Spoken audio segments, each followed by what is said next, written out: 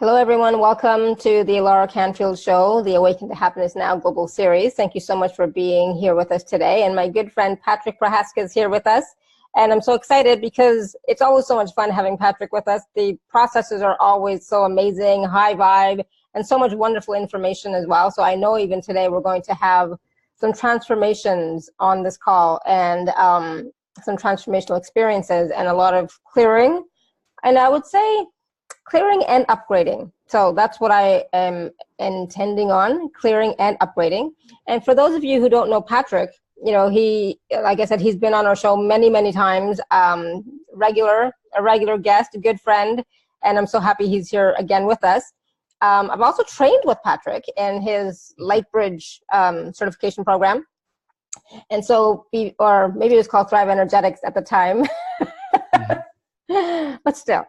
And so before founding Lightbridge Academy, Patrick struggled for decades as a hospitality manager until life-threatening stress and frustration forced him to abandon that lucrative career and embrace his calling as an empowerment coach and healer. And Patrick blends law of attraction coaching principles with belief sculpting and energetic activations for healing and personal growth. And with a bachelor's degree in history of science and a master's degree in the religions of ancient India, Patrick uses higher dimensional empowerment tools from a foundation based in science. He studied massage therapy, aromatherapy, Reiki, law of attraction, life coaching, various schools of yoga, theta healing, and other healing systems, and has developed his own unique system of energetic attunements called Light Bridge.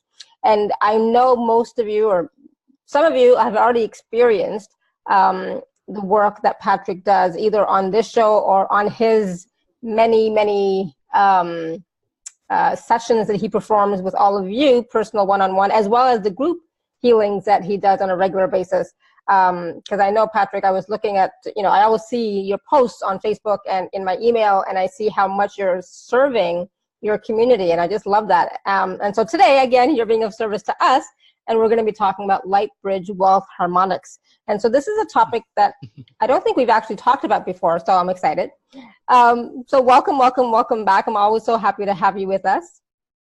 Thank you. It's I tried to do a count. I think this is either the 6th or the 7th time I've been on your show, and it's always it's always the highlight of my year. It's amazing.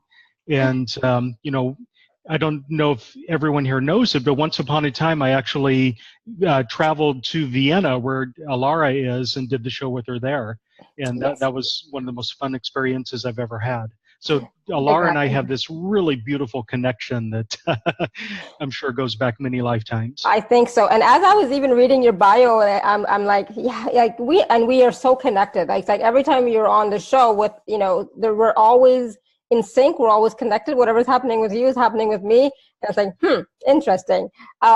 In a good way, you know, because you know, let's face it, we are on the same page. We are working, you know, with our communities, serving our communities, and supporting our communities at the same time, right? So it's so good to be with a colleague who, you know, is constantly out there, and you're always out there, you're always serving. And I know that your clients and the listeners of this show have always had, you know, wonderful praise and wonderful comments about you that just absolutely adore you and the work that you do. Thank you so much. I'm not sure how to respond to that, but it fills me with joy to be connecting with so many different people from all around the world.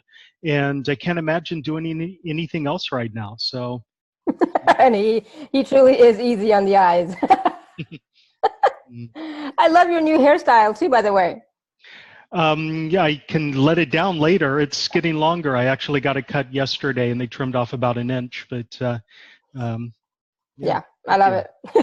All right, so we're talking about wealth harmonics, and what does that mean? And so basically, you know, I'm going to let Patrick start talking about it. But you know, this is for all of us, because we are, you know, in different degrees of abundance, right? We'll say.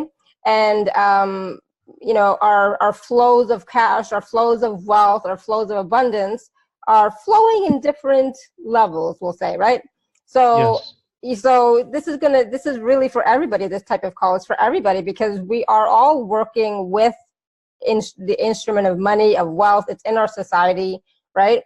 And this is how we are. It's a tool. Don't get me wrong. It's just a tool, and it's an exchange of energy. And that's what we have to realize and really remember over and over again. It's a tool. It's not the end all be all, right? Yes, and some of you might be a little bit surprised as I speak, because I'm not going to focus explicitly on prosperity or on wealth or money management or anything like that. One of my foundational beliefs, one of the things that I've discovered, is that the way you relate to money is actually highly representative of how you navigate the three-dimensional world.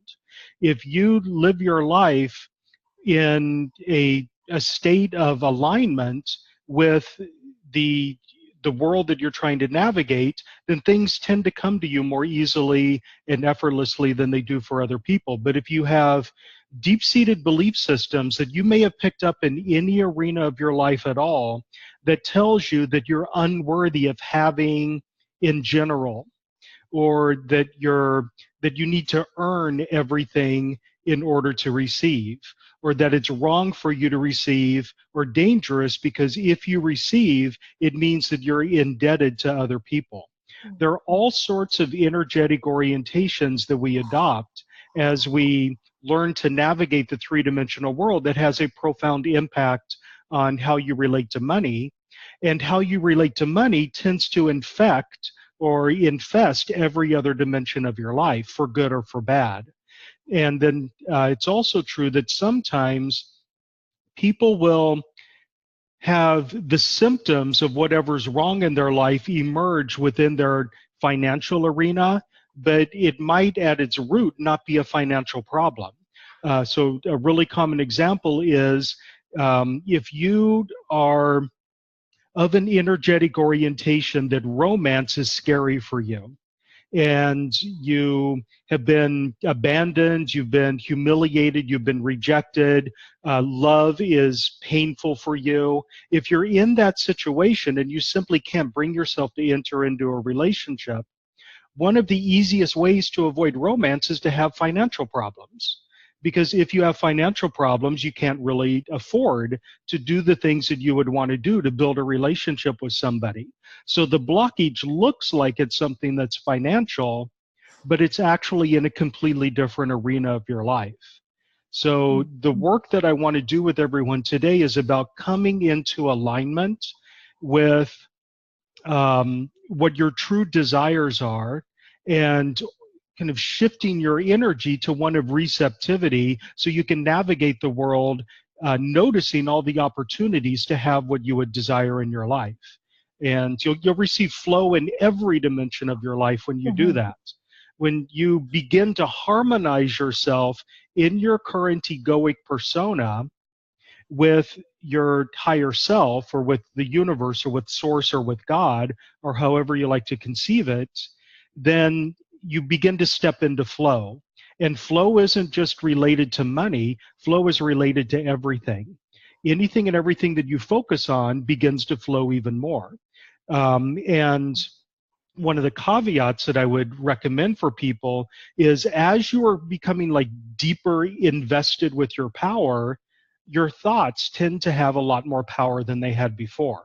So one of the things I often tell people is, abundance is a really good thing, but you need to be aware of what type of abundance you're asking for, because you can have an abundance of debt as well as an abundance of prosperity.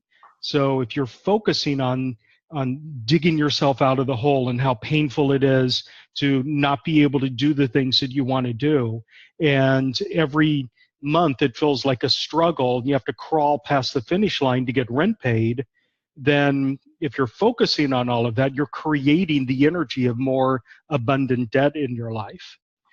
So wow, I just kind of exploded with 1,000 things at once. We're going to have to kind of narrow this in and focus it in a little bit. So. No, I love that. And, I was just, a couple of hours ago, I was thinking about, what was it? Being in alignment with your desires, right? When you're in alignment with your desires, truly, honestly, then you have a bit more clarity on where you'd like to go and how you would like to proceed and how you like to move forward. And then you are more open to receiving because you're in alignment instead of it being incongruent, right? Yes. So being in alignment with your desires, I'm going to add a word to that. And it's a word that a lot of people use, but they're quite often not quite sure what it means. And that is being in alignment with your heart's desire. That is being in alignment with the authentic desires that you have at your core. Most of us are out of touch with what our authentic desires are, because most of us have absorbed all of the phony limitations and the expectations and so forth that our parents gave us and authority figures gave us and public figures that we like J-Lo and so forth. We try to model ourselves and model our experience in the world on what we witness in other people. So quite often we absorb desires that are not really authentically ours. And we absorb desires at like a surface level as well. Sometimes you might think, for example, I really, really want to have this specific type of car, but even though that feels like what the desire is, the question of why do you want that car is really important, because it could be that the reason you want that car is so that you can impress somebody that you have a crush on. And there may be other ways to accomplish that goal other than the car. So, yeah, it's really important to ask that question. Why? Why do you want that? Why is that important to you? And what are you going to get out of it? Or what what are you trying to get out of it? Right? Yeah. I know that like energy of that, but you know what I mean? Yeah. And what a lot of people find is that the desires that they think they have are actually borrowed from other people. So we desire to do things, or we desire to accomplish things in order to impress other people, because it's something that they would desire to have for themselves, or that they would desire to see in us. So we embrace the desire. Belong, right? Yeah. What's that? To fit in and belong. To fit in and belong. I usually phrase it as to please and appease other people, because it's both sides of that equation. You want to make other people like and accept you, but you also want to avoid them rejecting you or getting angry with you. And when you're in both modes simultaneously, where you're trying to please other people and at the same time walk on eggshells around them so as not to cause them to reject you or dislike you, then you really narrow what your possibilities are for yourself in your life. And it can take a lot of time to step out of that. It can take a lot of time to really declare to the world, this is who I am, and this is what I desire for my life, because we've tested the water so many times in the past, and we've noticed that we lose friends, people resist us, people say they lose respect in us, people unfriend us on Facebook or put a nasty comment in. There are all sorts of ways that we use to police other people to prevent them from stepping into their true desires.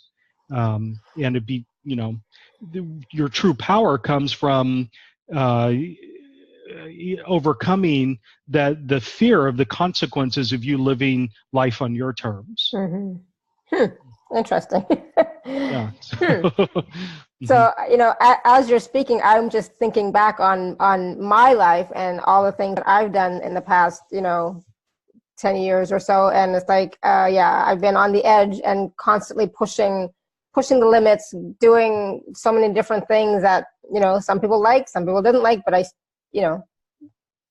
still doing that. And so it was just interesting how today I was thinking about all of these kinds of things. It's like, who have I lost in the process, right?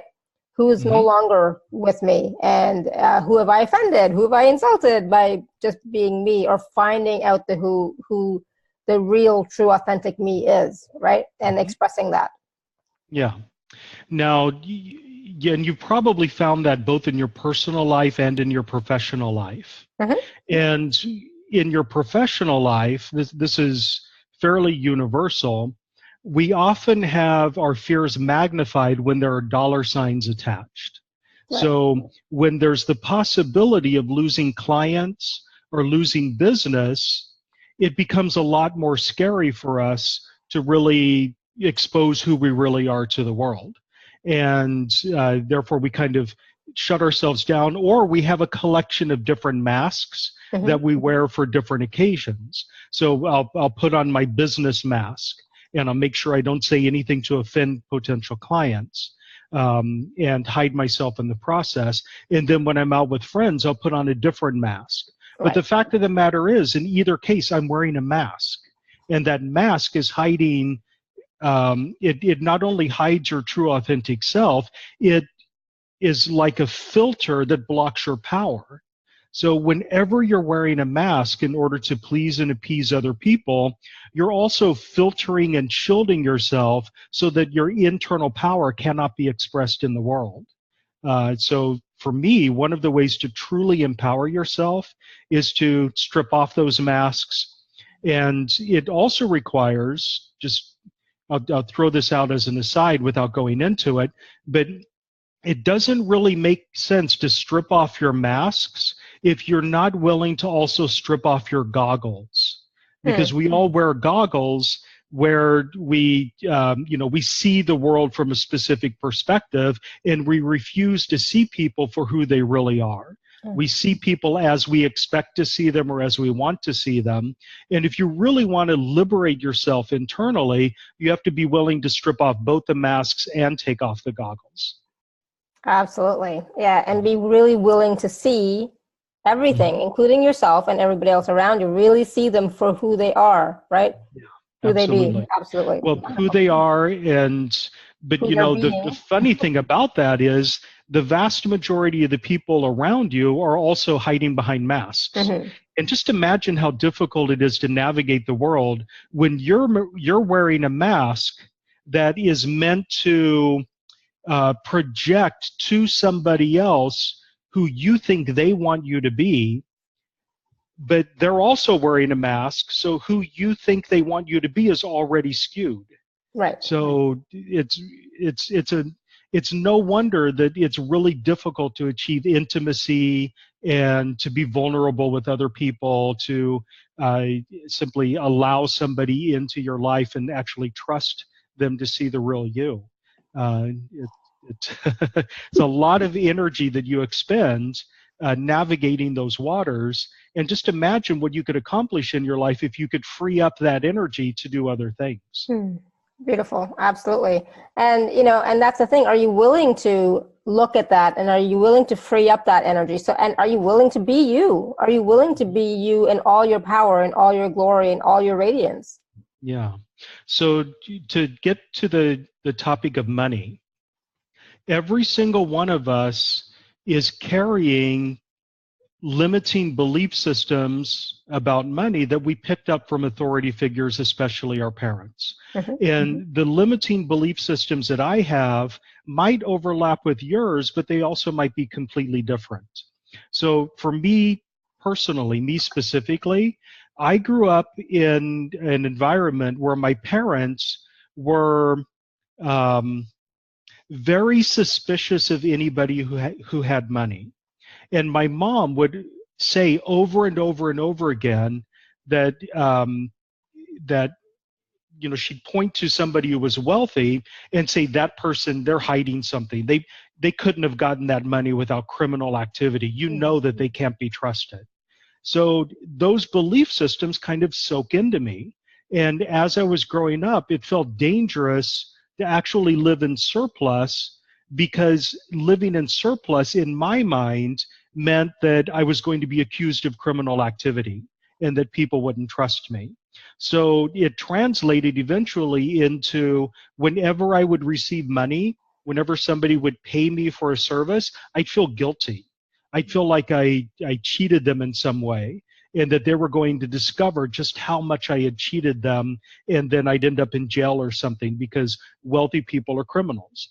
So I had to clear away, strip out all those belief systems and replace it with the knowledge that wealthy people live in flow. And wouldn't it be wonderful to have that as well? Yes. There are all sorts of other belief systems I picked up as well. One that's really common and in fact almost universal is the belief system that we live in a world of limited resources. Mm-hmm. Now, the fact of the matter is there is enough for everybody in this world. There's enough wealth, there's enough food, there's enough everything. It's just a matter of the distribution of those resources. But quite often, what we assume is that if somebody else has more, that means there's less left over for me. Right. And the flip side of that, which a lot of us as spiritual seekers have, a lot of us who really want to do good in the world, the flip side of that is the belief that if I have more, then I'm depriving other people Mm-hmm. of what they could have as well. So we feel guilty accepting money, or we feel guilty having money beyond a certain threshold. We create these ceilings for ourselves. And for most of us, the ceiling is $0 in debt. So we live our lives constantly in a state of debt, constantly trying to pay off the debt, but we never break through into surplus because of that belief system. Oh my God, if I have surplus, it means I'm depriving somebody else. Now, we never logically think about those beliefs. You know, you don't stop and say, okay, no, I don't want money because I'm depriving somebody I've never met. It all functions on a subconscious level in the background. It's like these belief systems whisper in our ear and convince us to not step into our power because our power inconveniences other people. These belief systems whisper in our ear that if you step into your power, there will be negative consequences. Other people will resent you. You'll lose your friends and family. You'll no longer know who your true friends are. Mm-hmm. Your parents will resent you because you have more than they do. It's somehow inherently wrong for you to do better than your parents did. So we have all this. Is that a belief? Really? Is that a belief? Yeah. Oh, that's a really common one. Really? It's a really common one, yes. That it's not that it's sinful or inherently wrong to do better than them, that somehow it dishonors them to have something that they didn't enjoy. Wow, So, I definitely don't have that one. Yeah, well, a lot of people do. And that's that in would never a even cross my category. mind. Yeah, but that's in a category of all sorts of beliefs where if you have something that your parents didn't have, you're somehow dishonoring your family history, your family heritage, or even your cultural heritage. So, for example, if your parents both had diabetes and you don't get diabetes in this lifetime, you may like subconsciously be compelled to follow in their footsteps because somehow it feels wrong for them to suffer something that you didn't experience yourself. And that's another way of doing better than your parents did. So we have all of these different beliefs in the background that kind of keep us locked into patterns of pain and suffering. And one of the most common patterns of pain and suffering is living in lack. Mm-hmm. Well, and I know for myself and in my family, we didn't have a lot of money growing up, and my mom worked really hard. My dad didn't, but he, for some reason, nothing ever worked out for him, right? So I have that belief going on. But my mom worked really, really hard, and so I'm used to working really, really hard. Like I was up until 3 o'clock in the morning last night and the night before, working, trying to figure stuff. Like I have that mentality of, working hard. So I have that working hard ethic, right? Yeah, that work ethic, isn't that? Here's the thing about that. And that's a really common belief system as well that can be limiting, but it can also be very enjoyable. If you love your work, if you really love getting in there and like creating the web pages and doing the audio editing and all of that, then that work doesn't really feel like work. Right. But so many of us have been infused with what I think they used to call it I can't remember, the Protestant work ethic, that belief system that work must be difficult to be meaningful. Right. That if work feels like fun, then it's not really work.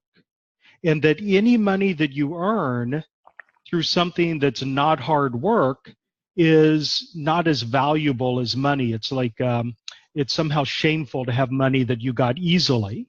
So money must be earned, any money that you receive that you didn't earn tends to evaporate instantly.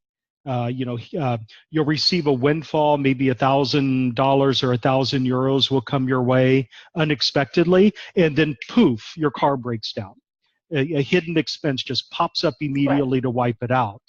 And part of that is because of the machinery that's going on in the subconscious mind that's telling you that that money that you received, you didn't really earn it.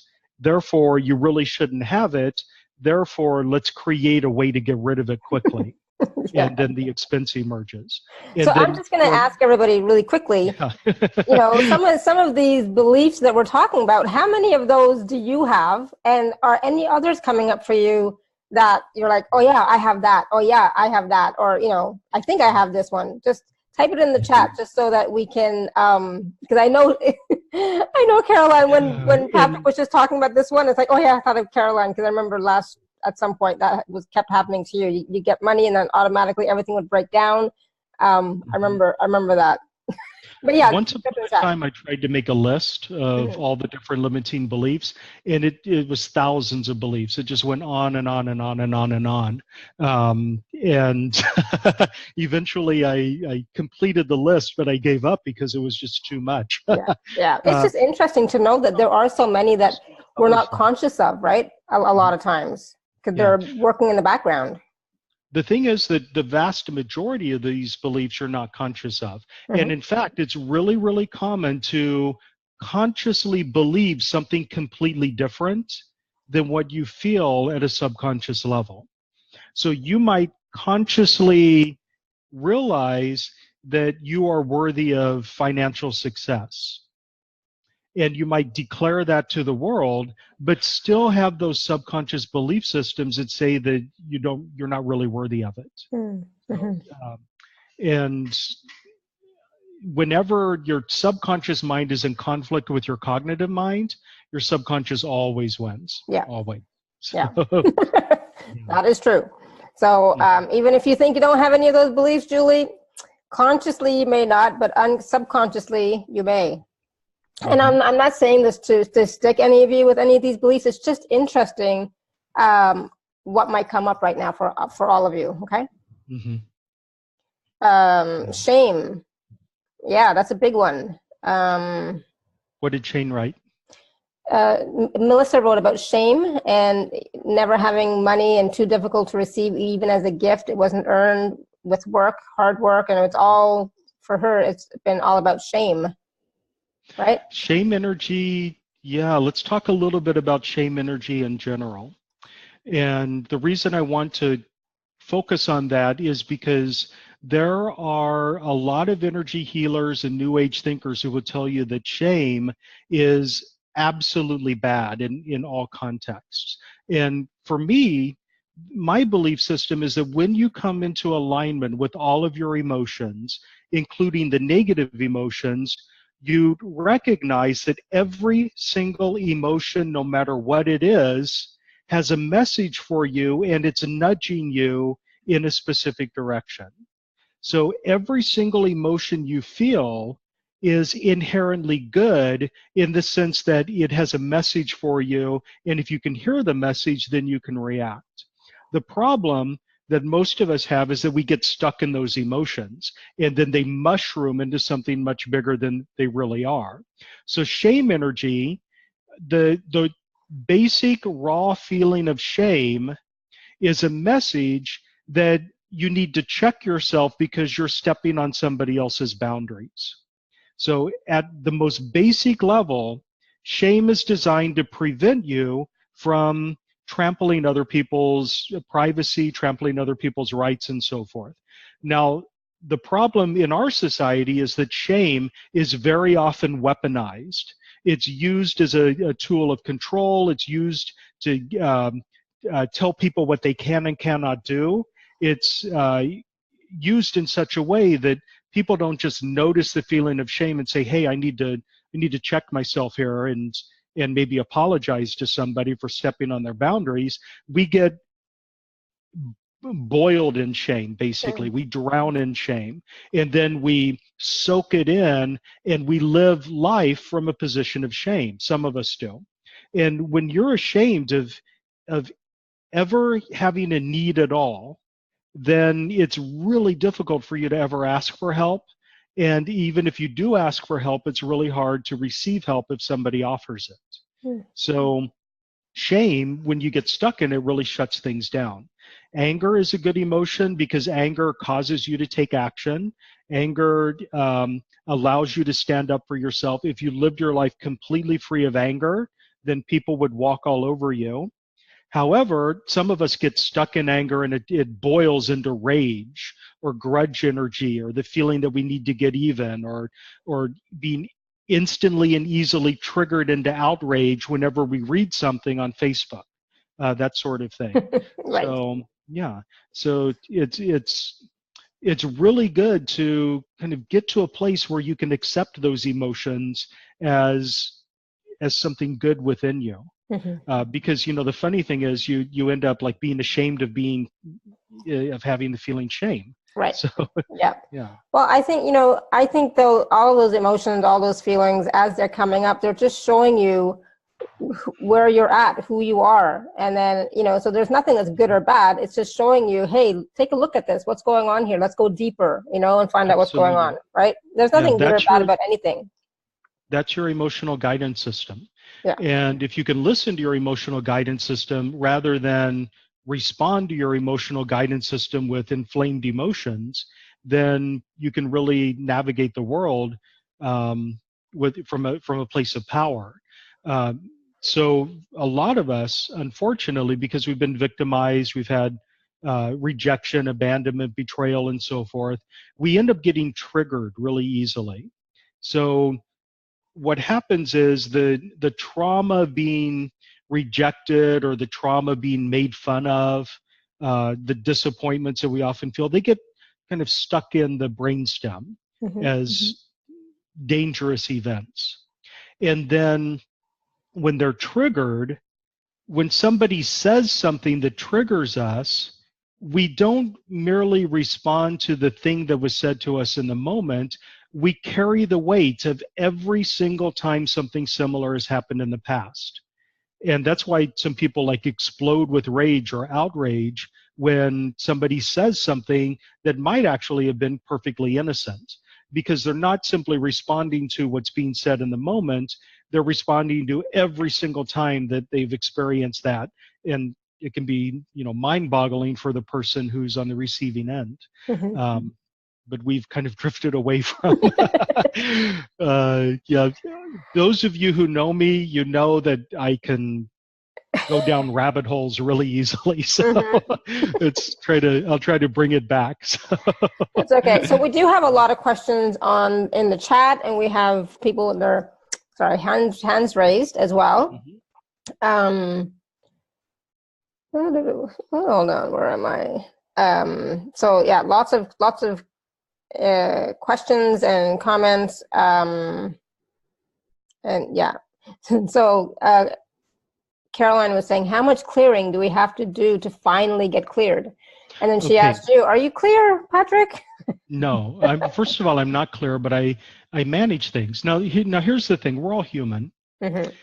I try to bring people into alignment with their higher self, but we're human beings living in a physical human body, and we have a narrow perspective as a result. So you're never going to be perfectly in alignment with your higher self, which lives in higher dimensionality as its natural state.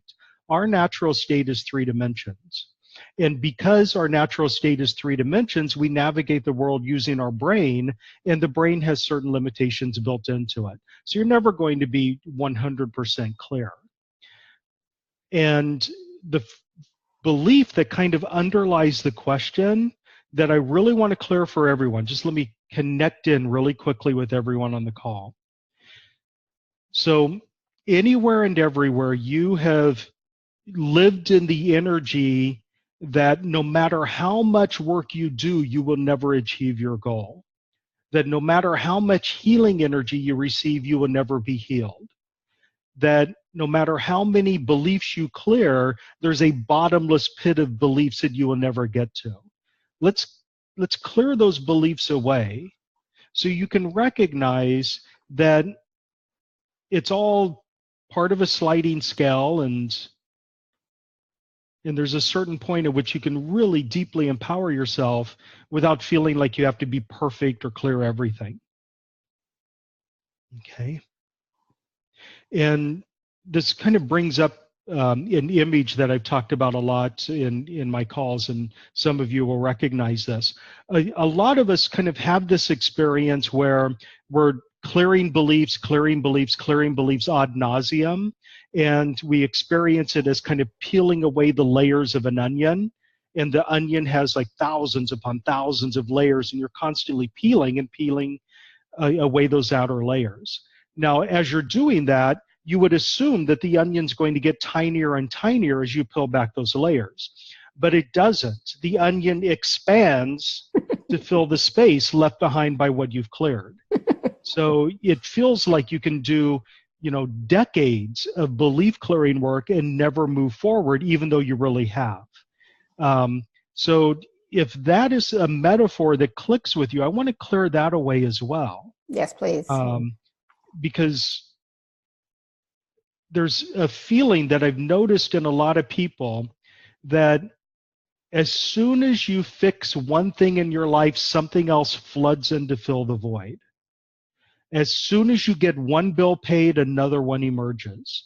As soon as you heal the injury in your knee, then suddenly you have hip pain or something else. That it's always one thing after another, and you never feel like you're really making progress, because every time you fix something, something else breaks. So if you have that experience of like filling the void whenever something comes into alignment, to clear that away. And one of the reasons that people have that is because for a lot of us, the feeling of peace and equanimity that you would experience if you cleared all of your belief systems away that are limiting you, that feeling of peace and equanimity is unsatisfying in one context. It feels like death. It feels like sleeping or something. Mm-hmm. So a lot of us will create painful experiences to fill the void. And what I've noticed, and I know I'm getting really philosophical here, so just bear with me, is that what most people want isn't the peace and equanimity of having all the pieces fall in place, but most people are like hooked on the feeling of relief they get when the pain goes away. So that feeling of being in pain and then having the pain stop, that transition is really addictive for a lot of us. We love the feeling of release. We love the feeling of the purge. We love the feeling of making the pain go away. And you can't have that feeling unless you invite in more pain in the future. So if you're addicted to relief or addicted to release, you cannot feed that addiction to relief unless you invite in more and more problems to get relief from. So we never achieve that level of peace and equanimity. And that's really common in financial problems. As soon as one bill gets paid, another one pops up. Yeah, can we clear that? Caroline said, let's clear that. Let's clear that. We're clearing this on the level of a myth. So a mythologies are like interlocking, interwoven collections of beliefs, such as poverty consciousness. So we're going to clear like thousands of beliefs simultaneously here that all support that notion that, and everything related to it, that your joy in life comes from making your pain go away.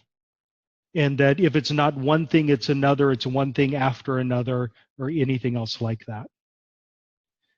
And we want to replace that with just an openness to the feeling of peace and equanimity. And for a lot of people, that's scary because it feels like numbness. It feels like it's too quiet. It feels like if you're in a state of peace and equanimity, it's dangerous because clearly the shoe is going to drop, something bad is going to happen. So anywhere and everywhere you have the feeling that it's dangerous to have peace in your life because that just means that something is around the corner that's about to explode. Let's clear that away. So you could call this the myth of the calm before the storm if you want. That every calm heralds a storm. And wouldn't it be nice to just enjoy the calm and not have the storm ever emerge or not even anticipate that it will emerge? Okay. Now, just to finish this out, one other dimension of this that's really important is a lot of people equate being in that state of peace and equanimity with letting your guard down. And the belief is that if you let your guard down, that's when tragedy is most likely to strike. So let's clear that away as well.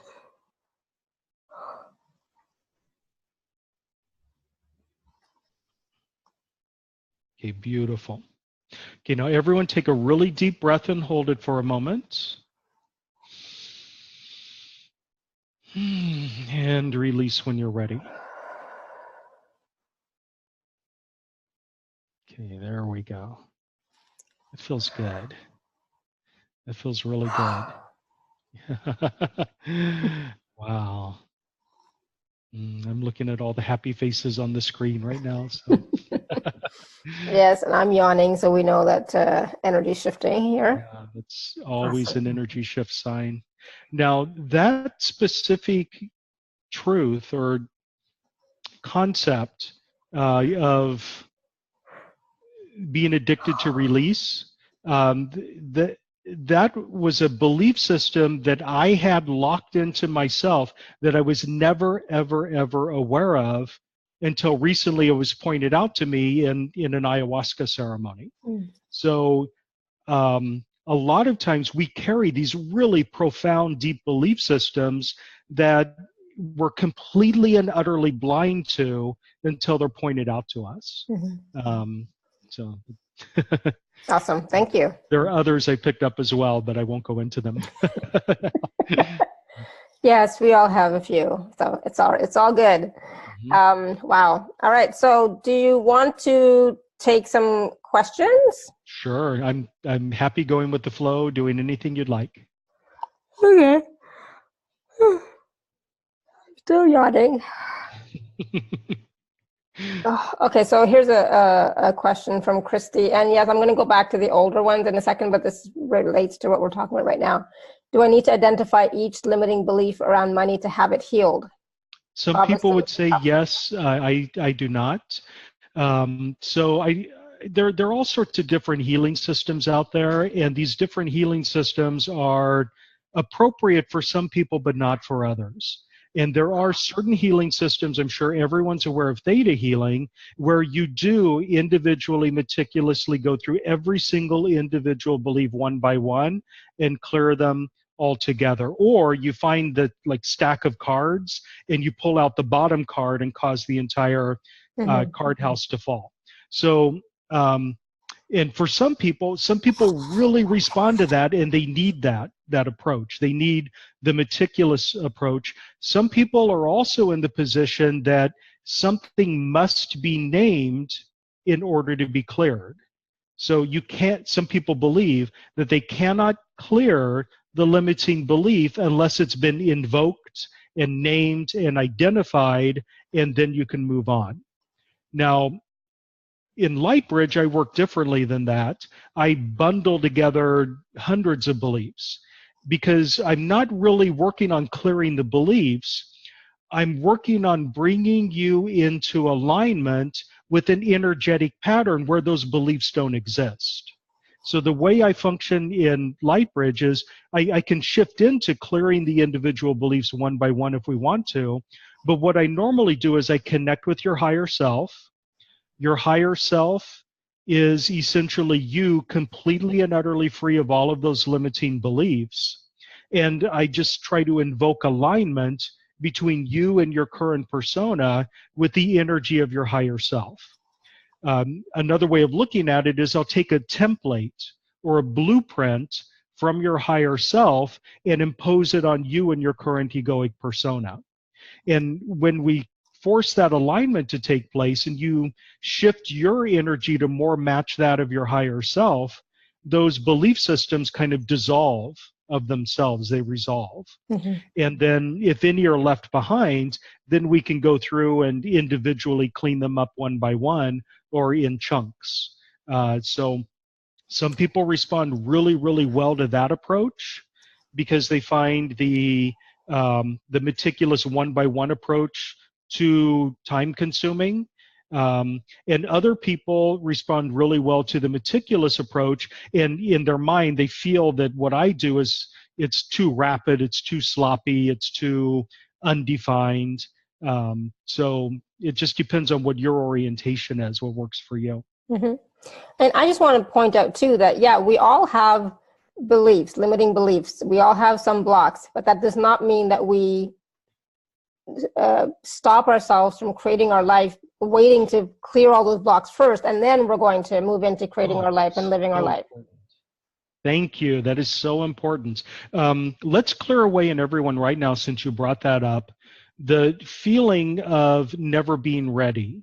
Mm-hmm. The feeling like if you're opening a business, you have to do more research before you can launch your webpage, or you have to read 5 more books before you can make a decision on something, or before you can figure out which email program to use, you have to read 5 more reviews on the internet. So this feeling of never being ready because you don't have enough information, just clear that away in everyone right now. Okay, and we also want to clear away the feeling that it's important to achieve perfection, if you have that. And I want to replace the quest for perfection with a quest for whatever's ideal for you in the present moment. In fact, I would love it if we would just purge the word perfect from our vocabulary altogether. Okay, and that includes an awareness that you are an energetic being who is constantly changing. So whatever is ideal for you in the present moment is not going to be ideal for you 5 years from now. So I want to bring in that flexibility and ability to shift as your situation shifts around you. Mm-hmm. Okay, there we go. Wow.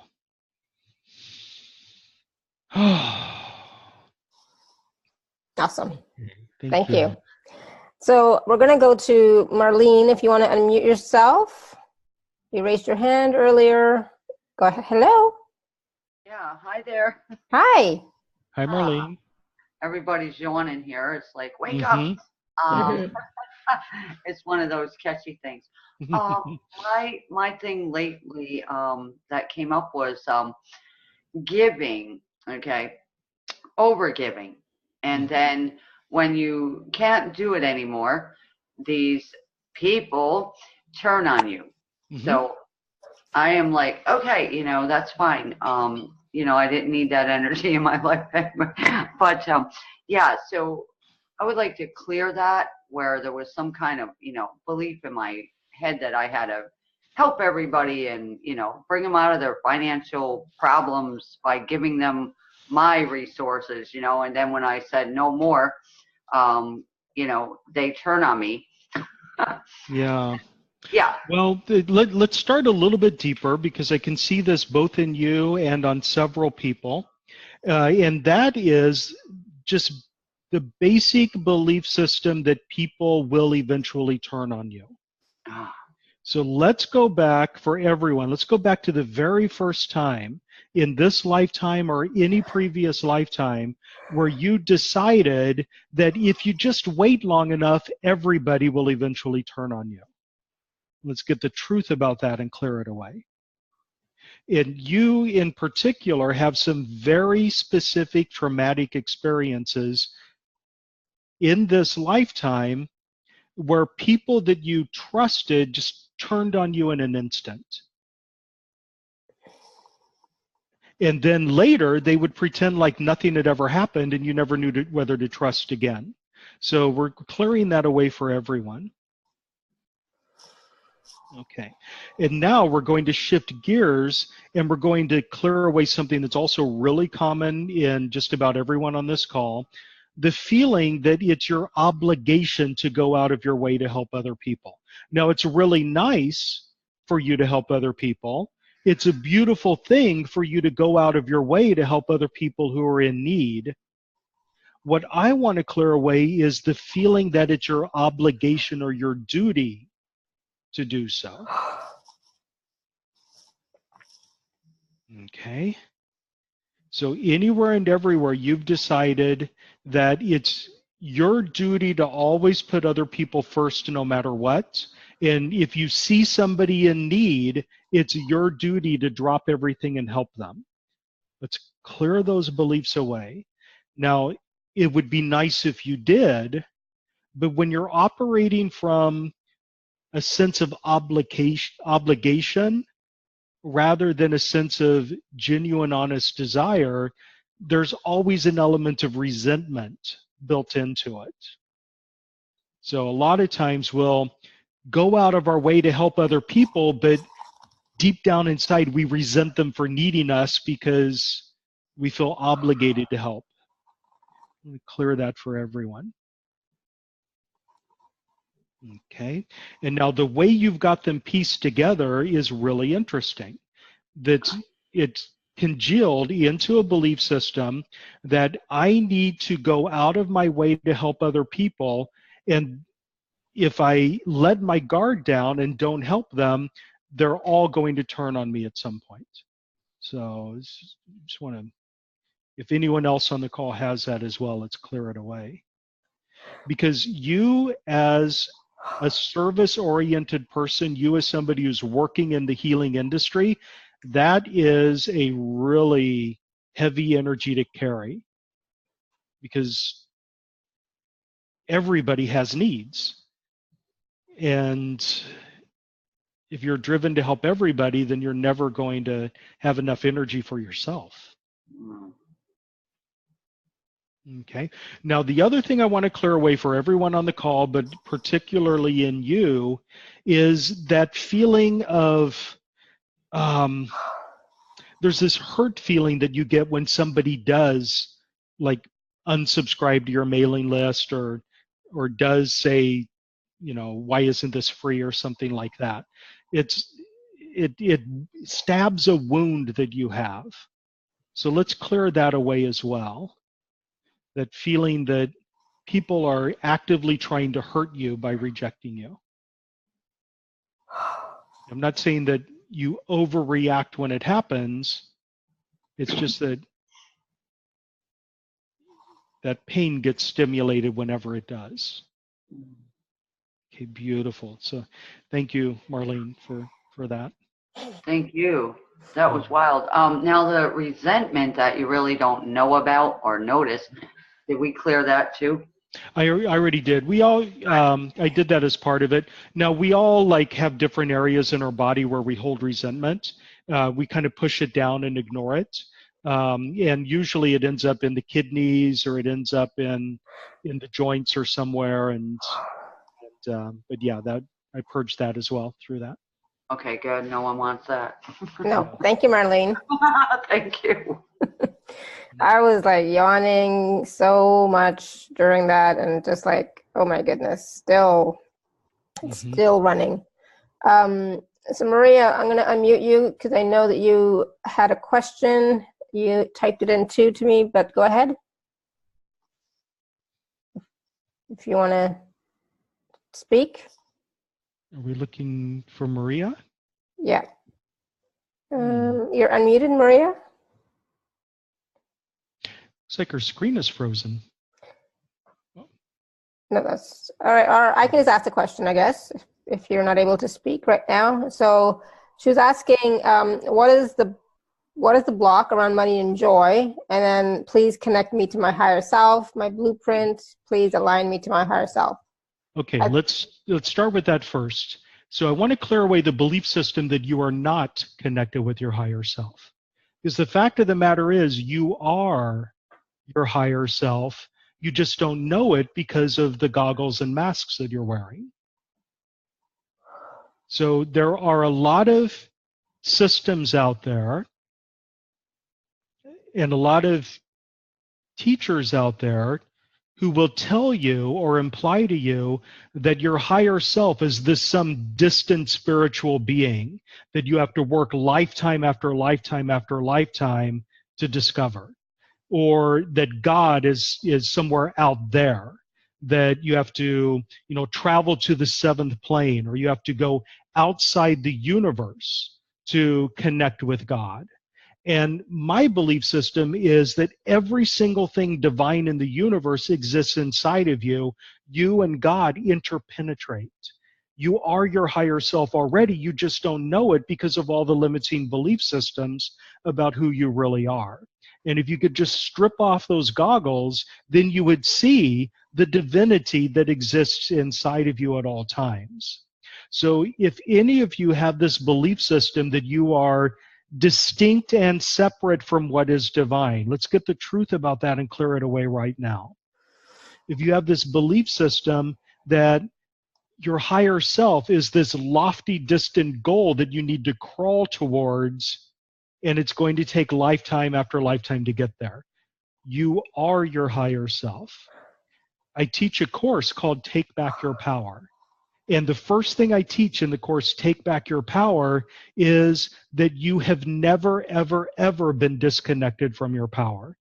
That the course itself is misnamed on purpose because not only do you bask eternally in your power, you are your power. And everything bad that happens in your life on a regular basis is an expression of just how powerful you are, because you created it through your thoughts and your beliefs and your expectations. So it's a way to harness your power. So let's lock that in. Now, what was the first question? The block around money and joy. Okay, so yeah, okay, so wow. I may need a clarification on that, but I do know from experience that there are a lot of people who believe that money will bring them joy, that if they have money, then they can feel joy. And it's really the reverse. If you can step into joy energy now, then you're going to start attracting into your life all the things that bring you joy. So embracing the energy of joy right now magnetizes all of the things that cause joy for you, including money. So if any of you have a belief system that says that you cannot enjoy happiness, you cannot have success until you have this, that, or the other thing, let's get the truth about it and clear it away and reverse that belief. So we often see that completely backwards. Okay, joy is the gateway to riches. Riches are not the gateway to joy.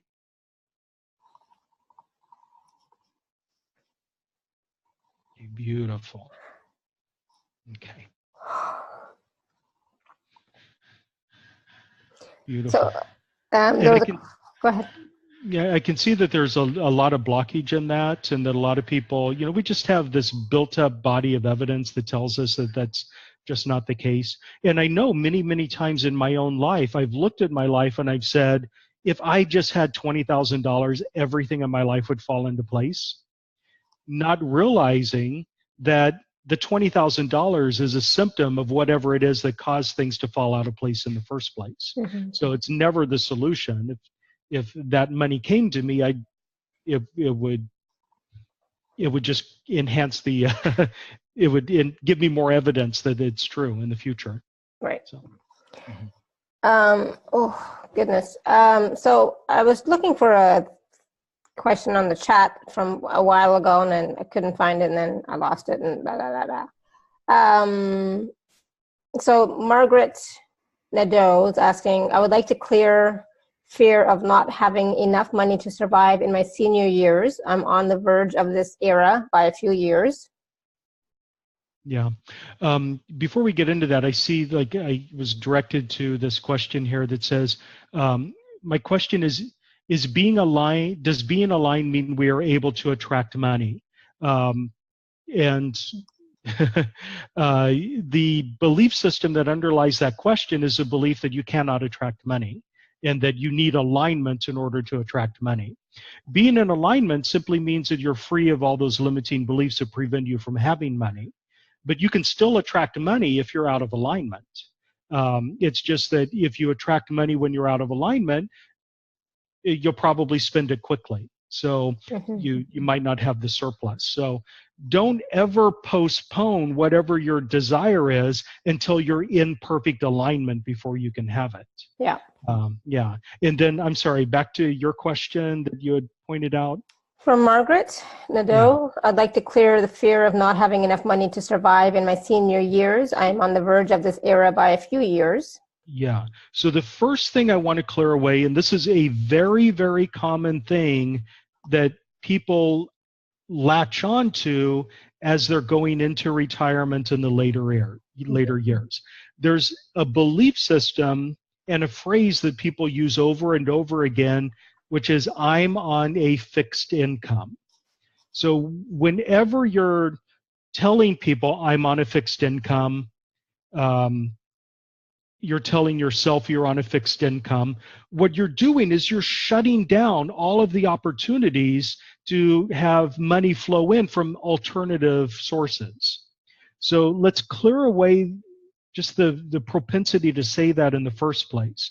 The belief system that money only comes from one source. And if you are on a fixed income, you're receiving money from the government or from a pension or something, that will only ever be the only money you ever have. So anywhere where you believe that, let's clear it away. Okay. And it's that word fixed that carries a lot of fear and power. That word fixed means there's a ceiling there. There's a limit and it will never ever change. So we just got to clear that away. Yeah. And then that kind of leads into other fears, such as I may have enough money now and I may be receiving a certain amount of money, but inflation means that I will constantly have less and less. So anything related to this, let's clear it away.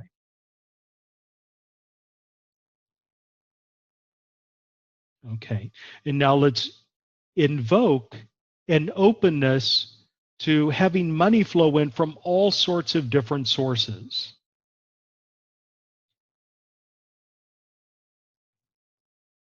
And a willingness to notice when opportunities emerge and to take advantage of those opportunities when they do emerge. Okay. Now, beautiful. Let's lock that in with a very deep breath. And release when you're ready. And then, Alara, I just have a question for you. There's a lot of banging in the background here. The painters are painting the house. So they're outside banging on the walls. So can you hear that? No, okay, not good. at all. No, not at all. It's all good. So there was a question from Cindy Liebert, I'm not sure how you say the last name. And she said, I would love to clear what is keeping me stuck from being successful and financially abundant. That's a huge question. Yeah. Okay. So let me just kind of read in a little bit, because thank you, Cindy, for just making a purchase. I just saw it go through. Oh, wonderful. Thank you. Thank you.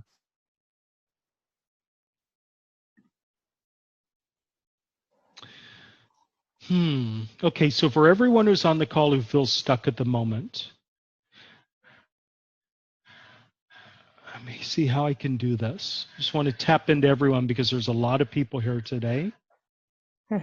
Okay, and a lot of people feel stuck in different arenas, and it's not just money where people feel stuck. Okay, so we're going to simply do a light bridge activation to help you become unstuck. And one of the reasons why most of us feel stuck is because we're like infused with all of these different energetic set points, these different energetic orientations that feel comfortable to us because they're familiar. And for a lot of you, the energetic orientation of being, let's say, $10,000 in debt, it feels comfortable because it's familiar. Now, outwardly, it doesn't feel comfortable because you have to struggle to deal with the debt. But in your subconscious mind and within your ego, it feels comfortable because it's familiar. Okay, so let's kind of break that open so that you have a deeper willingness on a subconscious level to step into an energy that doesn't feel so familiar. It feels better, but because it's unfamiliar, it's scary to your ego, and therefore you slip back and you stick yourself back in that slot that you're familiar with. Okay? And then if the situation is financial, let's shift that slot for you. Let's shift your set point out of debt and into surplus. So we're going to do often what I refer to as resetting the money thermometer, your money set point. We're going to shift it from negative into positive right now. And anything and everything that blocks you from receiving that, any fear that you're not allowed to have it, any belief system that it's dangerous to step into surplus, that if you have surplus, it will corrupt you, or anything else of the sort. Let's just clear it all away as we're shifting that set point.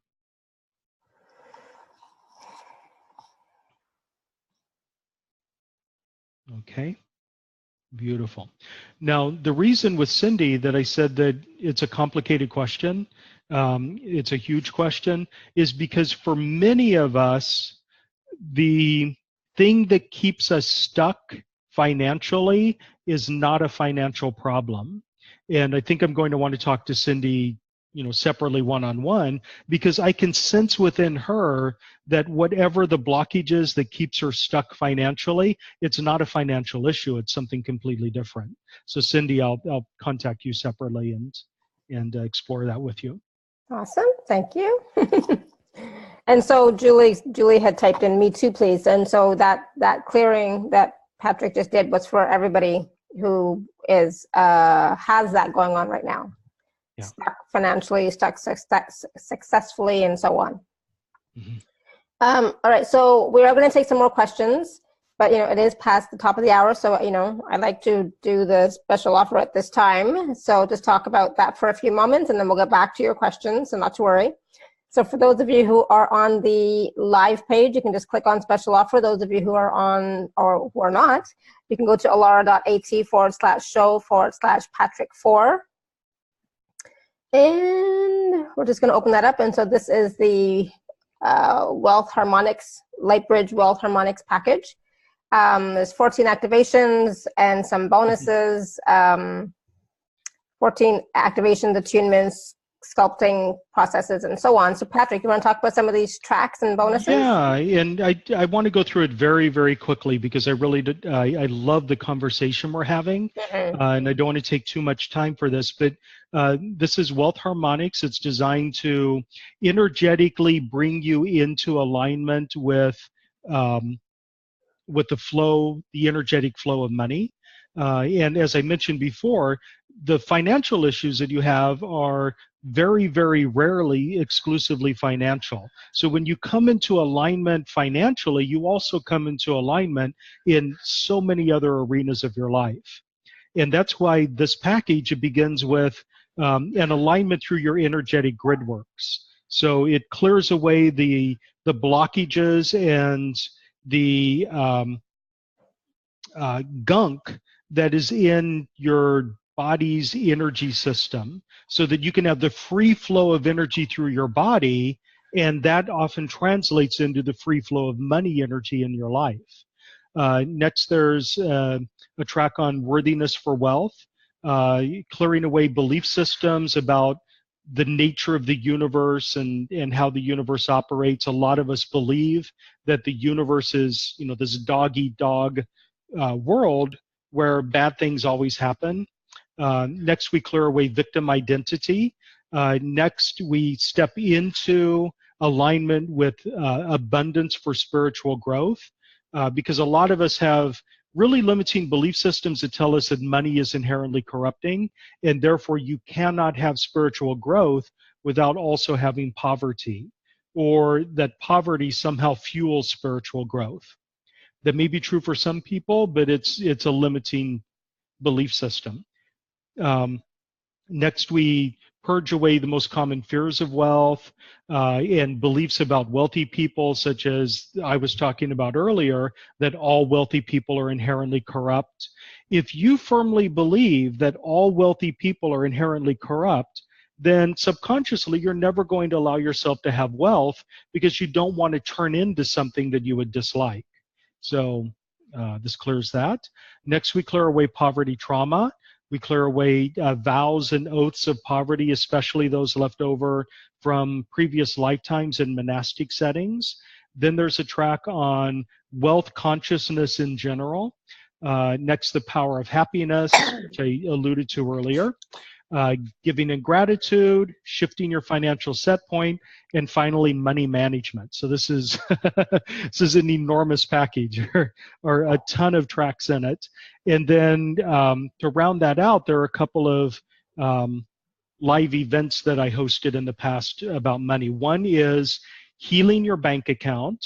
So it's probably an hour and 15 minutes in length, thereabouts, and it's all about not healing the money energy in you, but healing money energy in your world, in your bank account.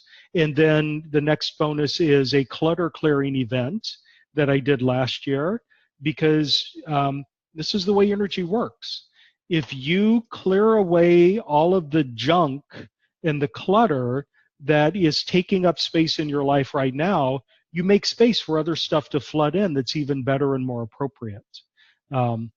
This, by the way, is one of the most powerful belief systems that we have about money. We live in fear of spending money because we believe that we need to grasp and hold on to our money because we doubt that it's going to be replaced. Mm-hmm. But the fact of the matter is, money is energy. Energy ebbs and flows. And when you spend money, you actually create space for more money to flood in to take its place. And that's the energy that you want to have in your bank accounts. You want this constant ebb and flow of money energy going in and going out.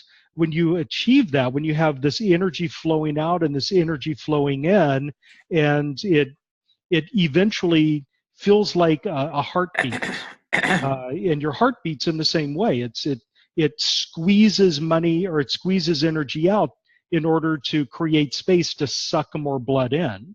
And yeah, wouldn't it be nice to have your bank account pumping like your heart? Absolutely. Yeah. Absolutely. Thank you. And again, that special offer is available at alara.at/show/Patrick4. And there is a 2-payment plan available as well. So if you'd like it, go ahead and click on it. All right, so we're going to go back to the questions. And I know that people have sent in more questions and so on and so forth. How long is the offer good for? Well, normally until the end of the season, which is the end of May, but depends on Patrick too. If he says no, take it down, then we'll take it down. If he says no, go ahead and leave it up there, then we'll leave it up there. It's so evergreen. Flexible. Yeah, you can leave it up. Exactly. Mm-hmm. All right. So, all right, we're just going to go back up to the people with their hands raised, and I'm going to go back to the chat as well. So not to worry. But SJAK, you want to unmute yourself, SJAK? Hello. Hi. Hi. Thank you so much, Alara. This is Sadia from Toronto. Hi. Good. Awesome. Hi, Sadia. Hi, Patrick. Patrick, I thank you so much for all the clearings. I wanted to ask you that every time I get a amount of money, within a few days, I just end up with nothing. And I'm kind of like, because I saw this pattern with my father as well, I have been clearing it for a long time. I've bought so many wealth packages, but I don't know why. What is it that I'm not getting that this has not yet healed? Maybe something you might be able to look into this, Yeah. or So, let me know what's causing it, because yeah, and I want to clear this in a way that's a benefit to everyone on the call and also a benefit to you specifically. So I'm going to actually go beyond what is specifically within you. So a lot of times with you, what I'm not picking up is the situation that a lot of people have where they're stuck in debt.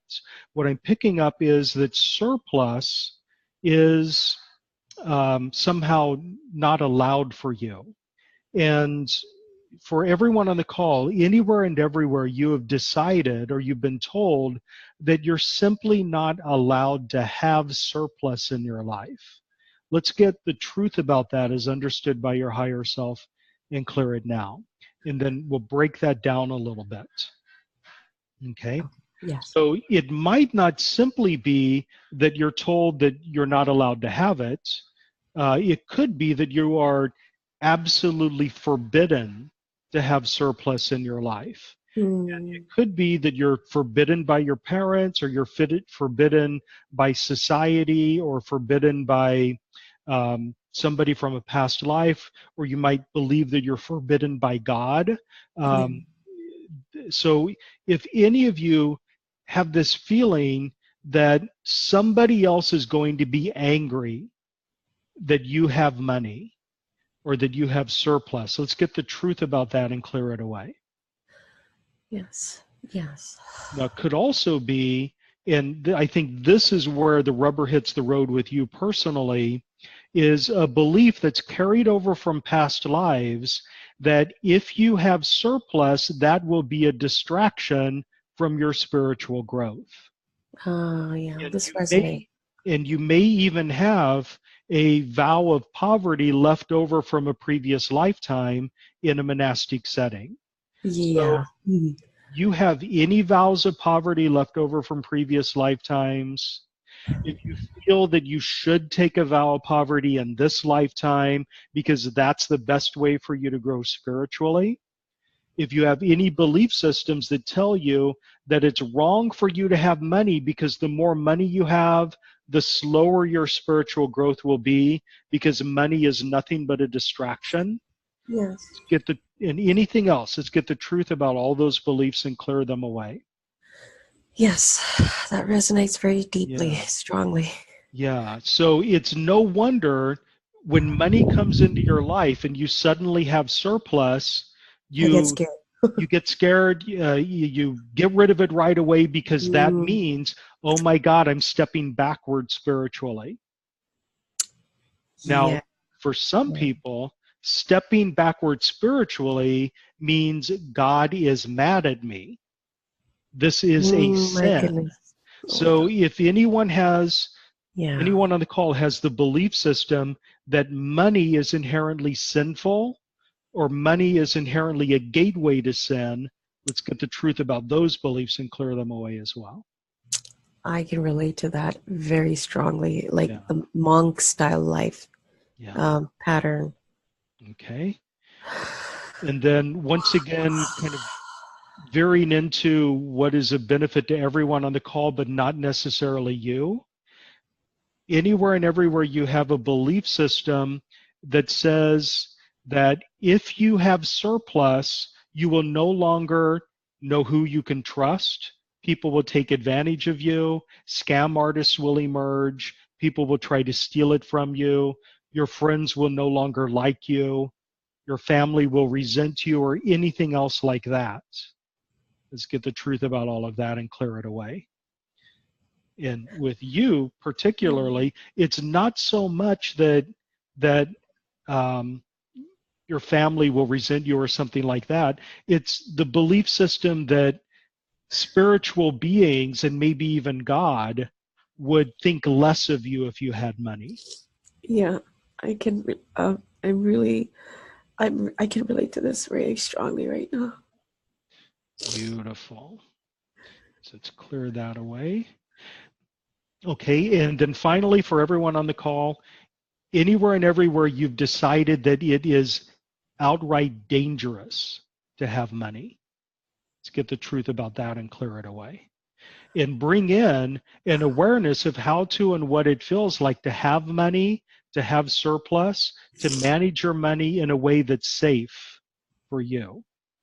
There are some people on the call who are carrying mugging trauma or theft trauma. And if you had a really horrible traumatic experience where somebody robbed you at gunpoint or stole from you or something like that, and you're carrying that trauma with you, sometimes it feels like the safest way to protect yourself from it ever happening again is to simply never have money. So let's clear that away. Yeah. You know, and I know one person in particular who simply refuses to own a car because it's like an open invitation to an accident, or we all carry these things. So yeah. Now, two other things just popped up. I'm sorry for doing this, but I can feel it in the group. One has to do with taxes, and the reason it's in the air is because tax season. Anywhere and everywhere you've decided that you hate paying taxes so much that the best way to manage that is to simply not have enough money for it to matter. Let's get the truth about that and clear it away. So a lot of people hold themselves back from money because they simply can't stomach paying the taxes. Oh, gosh. Okay. Beautiful. Let's clear the tax trauma away from everyone. Okay. Beautiful. And then finally, the other thing that I'm picking up in the group that's really palpable is a feeling that if you have money, that you'll no longer know who your friends are. And I think I mentioned that before, but it's worth kind of highlighting right now because it is popping up so prevalently in several people, that money makes it hard to know who your true friends are. Oh my God. Or that if you have money, you're going to attract fake people who just love you for your money, not for you. So the best way to know who your real friends are is to not have money. Hear that? Yeah. Okay, beautiful. So yeah, everyone take a really deep breath and hold it for a moment. And then release when you're ready. And I'm glad we did this because this also highlights Cindy's question from earlier about being stuck. Because with you, it's very explicitly clear to me that the money problem is actually a fear of not being able to grow spiritually. So the problem doesn't lie with money, it lies in your spiritual growth arena. And I can see that in a slightly different way in Cindy as well. Thank you. Awesome. Thank you. Oh, thank you so much. Thank you so much, Patrick. Thank you. You're welcome. Huge releases. Awesome. Thank you, Alara. Thank you. I'm just going to mute you and lower your hand. So, and Jennifer had her hand raised for a long time and not anymore, but she wrote a question and I don't know how I feel about this, Jennifer. She said, I have never wanted money for myself, but I've wanted money to help everyone else. I guess that's a good thing, I think. I'm not sure. I'm wondering if that is a fear of something I'm not aware of. I've only started wanting money since I started listening to Alara's show. Mm-hmm. So the question that I would have about this, and it's a question for everything, is that limiting for you or is that liberating? Mm. If it's limiting, then it's a block. So if your desire to see other people happy and healthy and prosperous and so forth, if the fact that you don't share that desire for yourself personally limits what you can do in the world and what you want to do and so forth, then it's a block. Mm-hmm. So definitely I would work on it. But if for you it's liberating to have less than other people, then that's perfectly fine. So yeah. Awesome. All right. All right. So we're gonna go back to some of the. So I just want to let Sarla know that we won't be able to take your call because you don't have a microphone. Okay, just so you know. We're gonna go to Balthazar, iPod 3, Tracy Balthazar. I'm gonna unmute you. Hi. Hello. Can you hear me? Yes, we can hear Yes. you. Hi, Tracy. Oh, hi. Hi. Thank you. This has been a great call. So I'm trying to see if I could put this into words. So Patrick, what my question is, so how I am in a situation where my husband is looking for an employment, is basically currently unemployed, trying to do his own thing, but it's not really, money's not coming in. And it's been dragging on for a year and a half. Oh, wow. And is it, even though I guess I'm a physical therapist and I see patients here and there, but I just have always done that. I raised kids, I was at home and that sort of thing. So I'm trying to decide and I'm frustrated with him.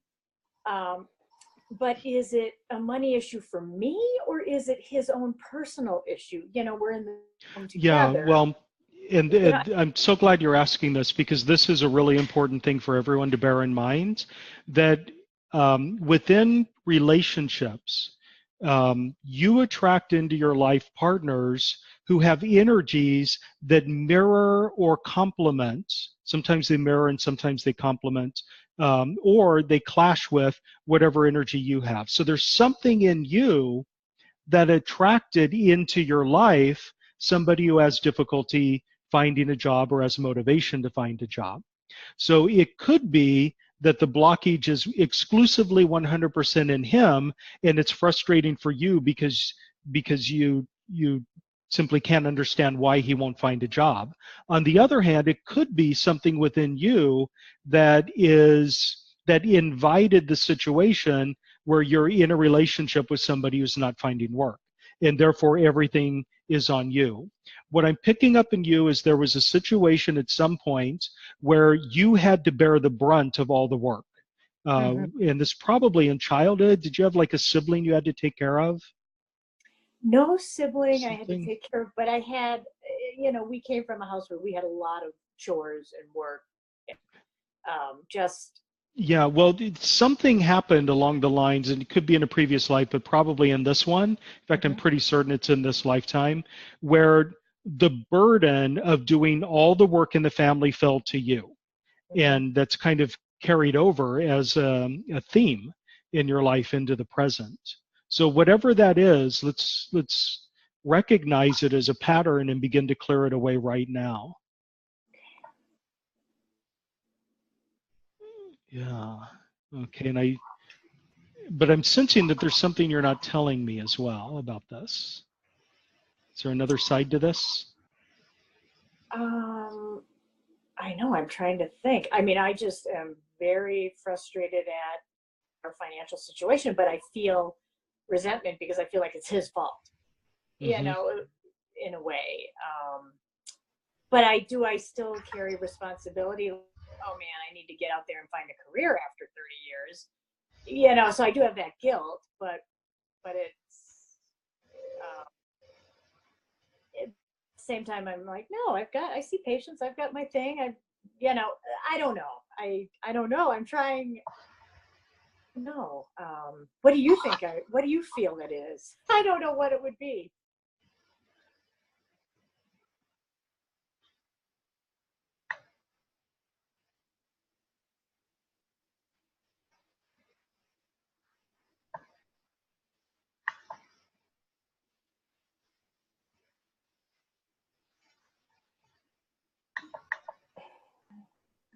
Is Patrick still here? I know. He's frozen on my screen. Yeah. Yeah. I was just going to say, he's not talking and he's not moving. I think he'll be back in a second. Yeah. That was so funny. All right. Delight, I'm muting you because your thing is way too loud. And so Christy also says, I have a spouse partner question as well. Colette, sorry, I accidentally muted myself and saw you caught it. I actually like to talk to Patrick over. Yeah, I know, but I can't leave everybody unmuted because then the quality. When it's time for your question, I will unmute you, Colette. All right. Did you raise your hand? Because otherwise, I won't find you. Patrick, are you back? Just check with him. Maybe those construction workers, did something. Right, or the painters he's got. Oh, painting. Yeah, but he said there was banging. How do I raise my hand? If you're on, I don't know if you're on the phone, how do I raise your hand? Oh, you tap your name and then it'll give you an option to raise hand. Oh, there you go. You tap your name and it'll give you an option to raise your hand if you're on the phone. Yeah, go to participants. She'll find. I see Colette. Colette's there. All right, where's Patrick? It's like we need the Jeopardy music. Thank you so much. Jeopardy. Yeah, I'm Canadian, so of course I would know Jeopardy, right? Yeah. Patrick, where are you? That is so weird. I'm so sorry, guys. My question really took them out. Yeah. Definitely. Well, you might consider, taking a look at the package and seeing, how that will assist you or help you, right? Yes, absolutely. Mm-hmm. I like the face framing brightness. Colette, is your hand raised? No, but I see you on the screen. Your hand is not raised. It's okay. I know that you have your hand raised. I don't know if we're going to get to any more questions anyways, because Patrick may not be here. Right. So I'm just going to mute you for now, Tracy, and then when he comes back, we'll see what happens, okay? Sounds good. Thank you. All right. Thank you. All right. Patrick, we might have to call it a day, guys, and have him come back because I don't know how long he's going to be, without internet or can't get back on. I'm not getting an email. Hello? Hi, yeah, my internet went out. Okay, this is the funniest thing because I was like right in the middle of saying that there's some opaque wall preventing me from seeing into Pam, and then boom, the internet went out. So there's a blockage there. There's some sort of fear energy in place that doesn't want to see the truth of the dynamic for what it really is. Mm-hmm. So I may want to work with her separately on this because there's a deeper dynamic at play than just what's emerging on the surface level, and there's this fear of taking a close look at the relationship itself, I think. So is she still here? She is still here. I just asked her to mute while you were gone. Tracy? But Tracy, if you still want to, I can unmute you. There you go. Yeah. Hello. Hi, Tracy. Hi. Sorry about that. I'm back. So. That's okay. Yeah. So you think it's something deeper in the relationship? I mean, it's something deeper in the relationship that's manifesting as him not living up to his end of your bargain with you, and there's also a fear of taking a close look at that because it might, raise questions you don't want to deal with. So from my angle, with him, are you? What do I do here? And it might be a personal question that you might want to answer, one-on-one. I think it's something that we should deal with off of a recorded event. So. Okay. Thank you, Patrick. Yeah. Thank you. Okay. Thank you, Tracy. Yeah. Yeah. And that was unusual for me. Like usually, I mean, I've worked with several people, and quite often there's somebody who asks a question where it feels like there's an opaque wall in between me and them energetically. Yeah. Yeah, so it happens every now and then. But that usually doesn't mean they don't want it. It doesn't mean that they don't want to connect. It usually means that there's something meaningful there that we should dig into. So. Yeah. Awesome. Thank you. So yeah, I suggested to Tracy that she check out the package, and then now you're also saying to, maybe you'll chat with her as well. So I'm going to unmute Suzanne, iPhone Von Suzanne. I love the names on the Hi. things. Hello.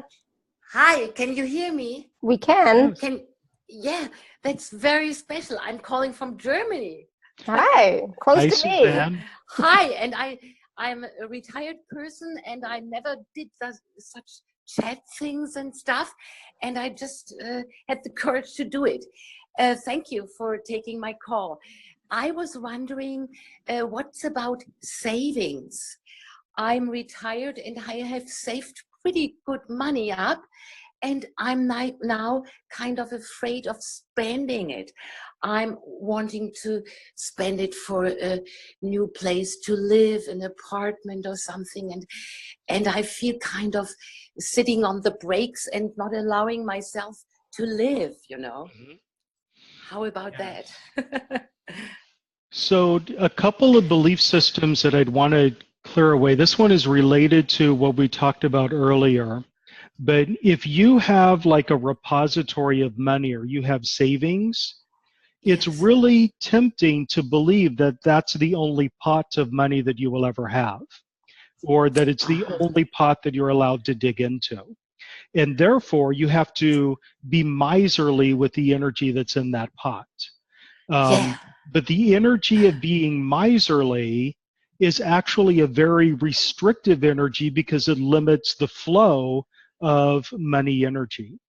So I would say from a position of like being really conscious of what your financial situation is, clear away the fear of dipping into that savings and actually let the money begin to flow, because you'll find possibly that money will flow in to replace it from alternative sources.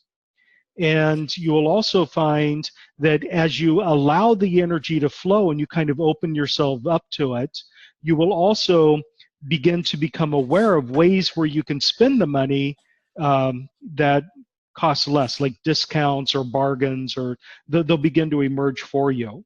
But if you're like very restrictive and you are miserly about dipping into that fund, then everything restricts in your life and closes down around it.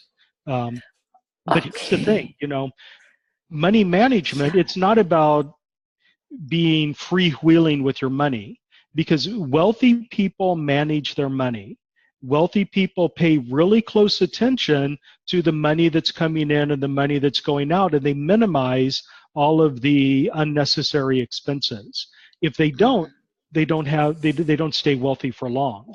So that's why you get a lot of people who like win the lottery, but then they lose it all really quickly because they don't know how to manage their money, and they don't know how to say no to people who want them to spend money.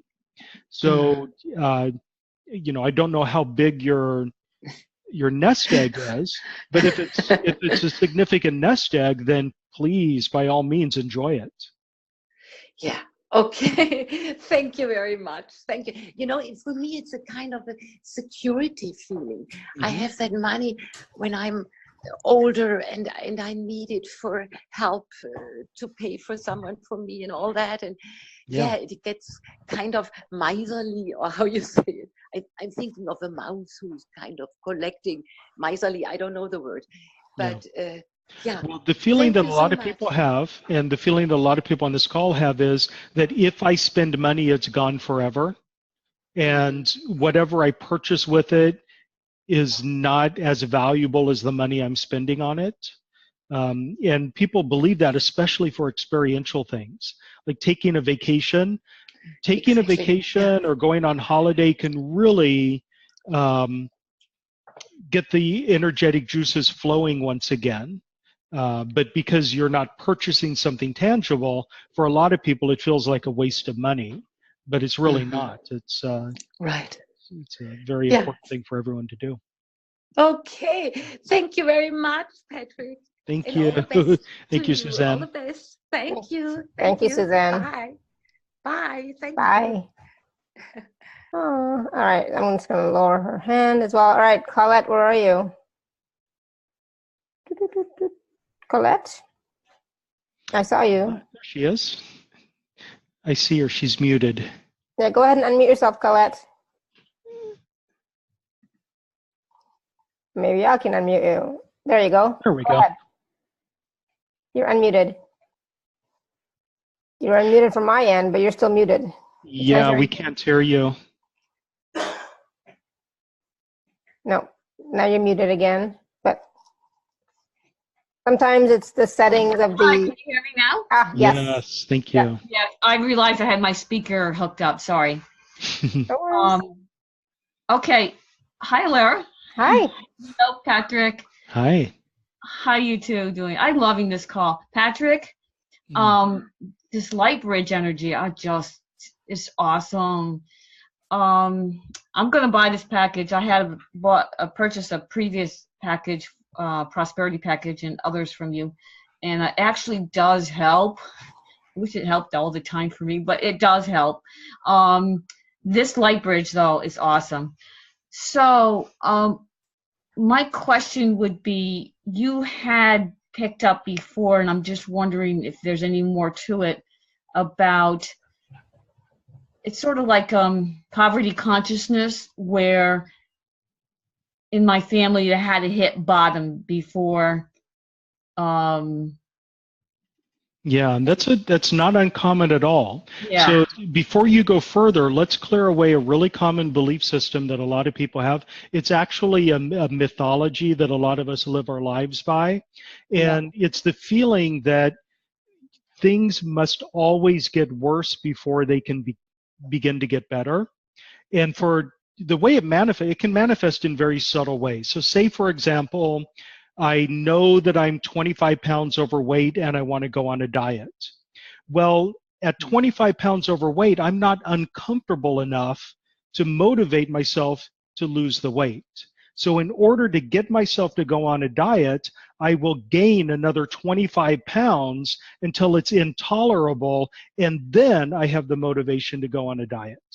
So that's the way the principle often works out. It's the mythology of the phoenix. It's the phoenix myth. And that belief system is that you must burn something completely to the ground before you can begin to reemerge and regrow out of it. So for everyone on the call who has some version of this, that things get worse before they get better, that you must bottom out before you can heal, that you must burn it to the ground before you can rebuild, or anything else of the sort. Let's get the truth about all of that and clear that away as a myth by which you live your life.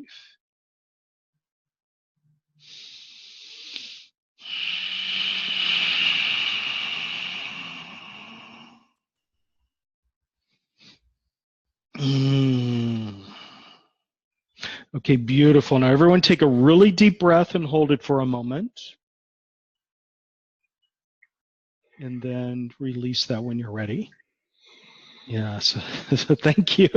Thank you for that opportunity, because I think that was the heart of that question. So did I actually get to your question before I interrupted? Well, I was going to have you check in, because I didn't know if that's what's still going on or not, or if maybe something else.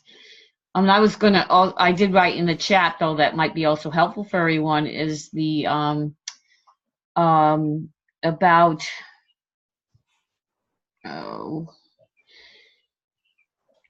was looking for it before, but it was about While you're looking for that, let me clear one more thing that I've been picking up within you. And it's not overt, and it's actually more in family members of yours. It's a family tradition that is very prevalent in your family. You've escaped it to some degree, and that is the joy of having a dramatic story to tell. So let's clear that away as well. Yeah, yuck, no more. Yeah, so there's that feeling that if you build something from where you are right now, that's an interesting story. But if you build something from complete and utter desolation, then it's a much more interesting story because you have all the drama of the desolation and then the comeback. So there's something about needing a juicy narrative that is much more satisfying than simply stepping into success. Right, which is why I didn't even want to ask the question. I just don't even have that desire to tell a story anymore. Yeah, but you know people in your family who love a juicy story. My question before, Larry, you saw it, that I would love a good dose of inspired action and clarity for my next steps on bringing in income. I like to ride the fiery, action-oriented. The sun is in Aries right now, and it has that energy of action and new beginnings. Okay, so the key phrase there was inspired action. Yeah, clarity on that, but just the action behind it and the energy. I was very exhausted. I'm doing much better now, but a lot of people have been saying it too, feeling very exhausted the last month or two. So I would just like to. Yeah. So instead of inspired action, I think what's really going to help us with everyone on the call is a straightforward infusion of enthusiasm, enthusiastic energy. So just everyone, just open yourself up. This is called an attunement. It's not an attunement. It's an activation. It's an infusion of the raw energy of enthusiasm for whatever project you have. Now, part of the problem with you and several other people have as well is when you look at the project that you want to complete, you become instantly aware of how big the gap is between where you are now and where you want to end up. And you get into the energy right away of just how much work it's going to be over the course of the next 6 months or year for whatever the project is. So you feel the weight of an entire year of work bearing on you on this one day, when really you should only feel the weight of what you need to accomplish in this one day to move forward. So let's clear that for everyone so that you can move forward with enthusiasm rather than moving forward feeling like there's an almost impossible task ahead of you, and how on earth are you ever going to get it all done? Okay, beautiful. Ooh. Wow. Okay, thank you. Thank you for that. Thank you. Thank you, Colette. Good to see you.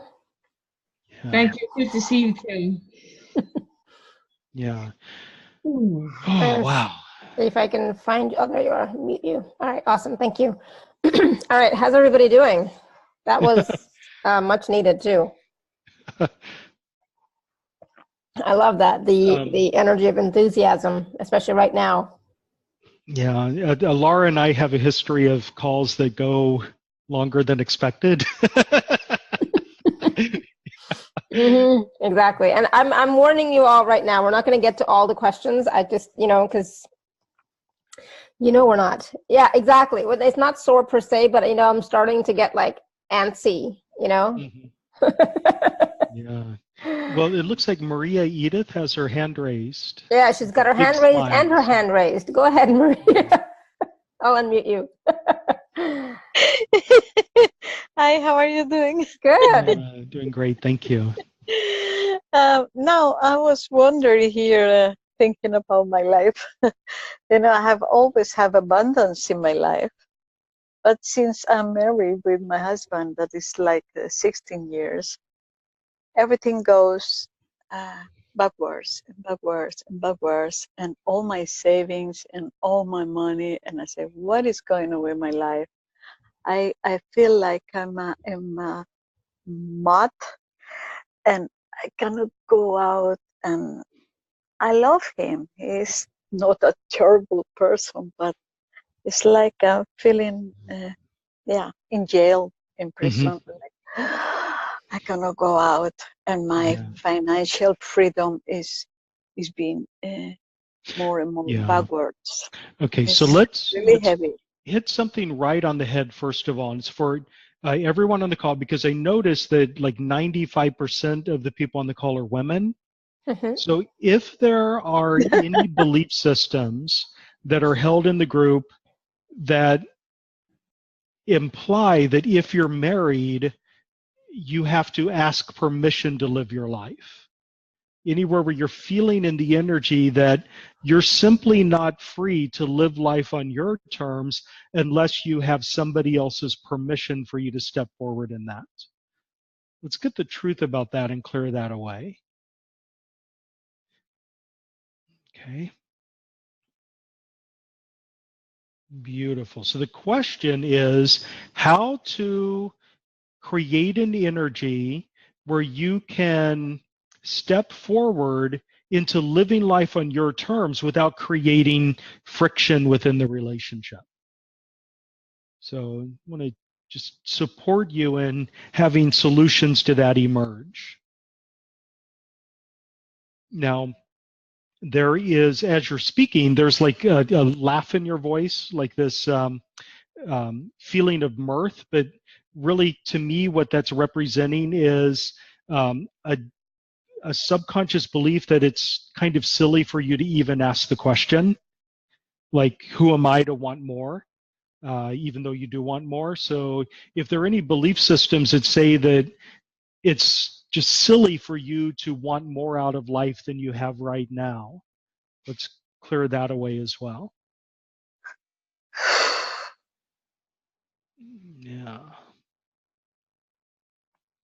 Okay. So let me know if that's helpful.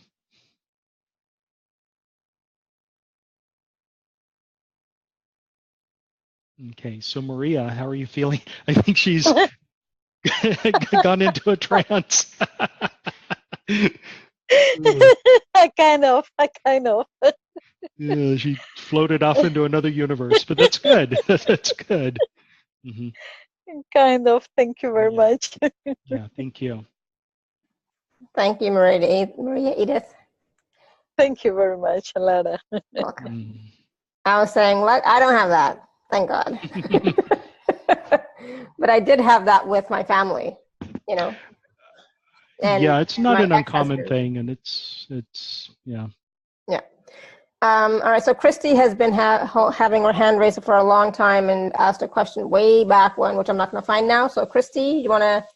Yep. Oh, there you are. Jump in. Hello. Yeah, I'm here. Thank you. Hi, Patrick. Hi, Christy. How are you doing? Excellent. Thank you. Yeah, So, Christy's awesome. She's also a life coach. And yeah. Thank you. Mm-hmm. Thanks. A lot of respect between us. Yeah. One question I have, Patrick, is kind of on this whole partner hubby thing.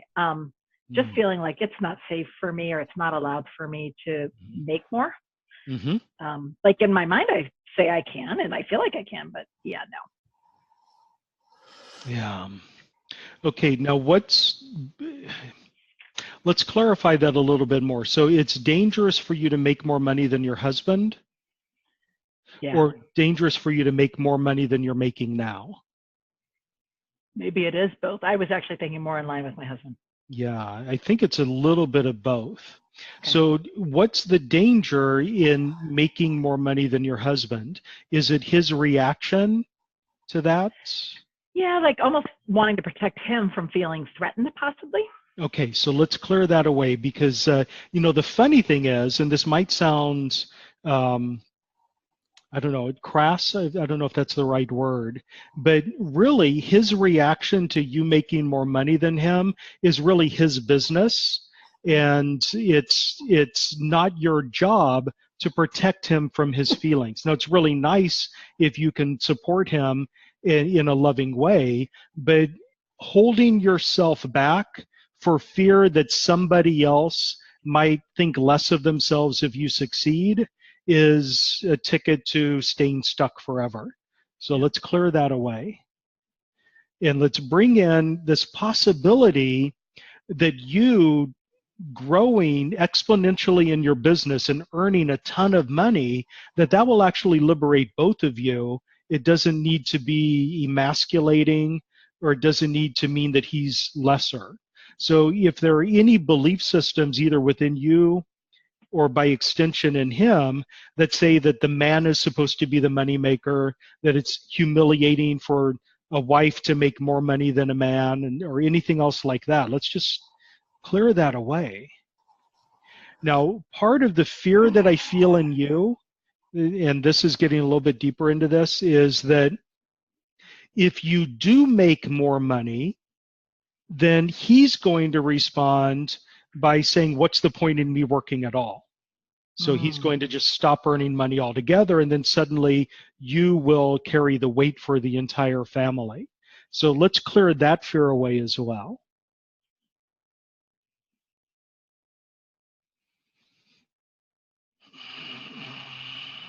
Okay, beautiful. Was that helpful at all? Very. It Okay. is. The only other thing that popped up, and I just realized it when we were on the call, I didn't realize that this was the topic today, but earlier today, I just had this, ghost of a thought go through, like, I understand he and I could make a lot more money, but I don't think it's going to happen. Kind of a Let's belief. clear that away. Yeah. Thank you. Yeah, that prima facie belief that it's simply not possible Yeah. is one of the biggest blockages that exists.